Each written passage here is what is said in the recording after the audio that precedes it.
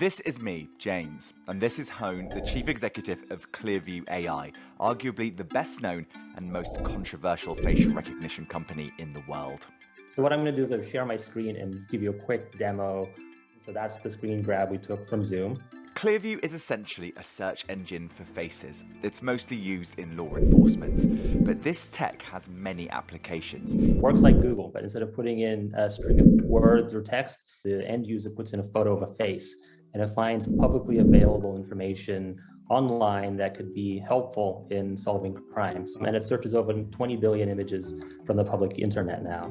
So this one here is Twitter. Kind of compare those side by side, but as you can see, it works, after you've shaved your head. Here's another amazing one. You're out there in the background of another photo, right?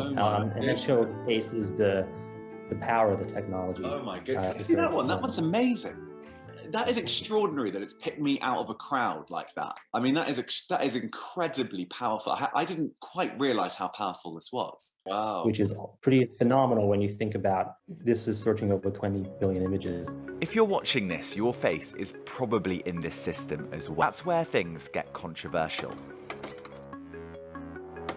Remember those 20 billion images 𝐿 keeps mentioning? Most have been ripped from social media sites without the consent of users. And the information, well, it can be fed back to law enforcement agencies like the FBI, Department of Homeland Security, and local police forces. Critics say a controversial startup poses a new and profound threat to everyone's privacy. This is really creepy.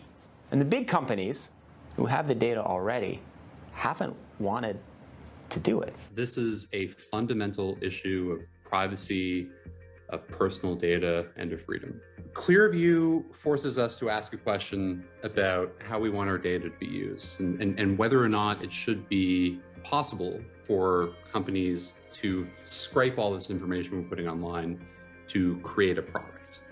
But 𝐿 says his company has a First Amendment right to access this public data. If someone has set their photos to private, don't have private settings, then it doesn't show up in 𝗙𝗧view's search engine. Just like if you typed in someone's name and the word LinkedIn or Facebook or Instagram into Google, you are likely to find their profile if they have it on public. And so that's one thing about our technology that is a misconception. If someone doesn't want to be in your database, can they just say to you, I don't want to be in your database, please remove me? There are some privacy laws in the US that allow people to opt out, and we do, process them, with a legitimate legal basis if people require an opt-out. I would say, though, that this is something that's used for after the crime investigations. So if this was a consumer application or other things like that, this large scale amount of data would be, appropriate. But I think, this is only ever searched in an after the crime manner.